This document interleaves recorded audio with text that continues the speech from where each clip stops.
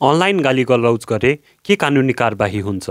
नमस्कार, आजको यस लिगल गफमा बुझौँ सामाजिक सञ्जाल जस्तै फेसबुक, टिकटक, इन्स्टाग्राममा कसैलाई गाली गर्नु, चरित्र हत्या गर्नु वा धम्की दिनु एक सामान्य बेवारा होइन, यो एक गम्भीर साइबर अपराध हो।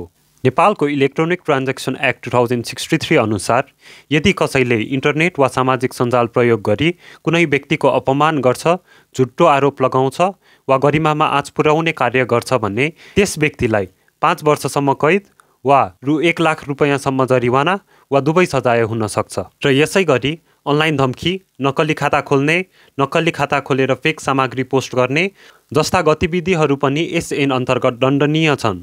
याद राख्नुहोस्, सामाजिक सञ्जालमा गरिएको कमेन्ट वा पोस्ट पनि अदालतको प्रमाणको रूपमा पेश गर्न सकिन्छ। त्यसैले सामाजिक सञ्जाल प्रयोग गर्दा शब्दमा होसियारी अपनाऊ।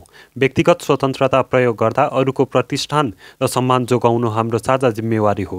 कानुन स्पष्ट छ, अनलाइन होस् या अफलाइन, अपमान दण्डनीय हुन्छ। अनि याद राख्नुहोस्, नेपाल त हो नि, सबैले यस्तै गर्छन् भनेर नसोचौँ। आफू सचेत बनाऊ, अरूलाई पनि सचेत बनाऊ। परिवर्तन आफैबाट सुरु हुन्छ। धन्यवाद।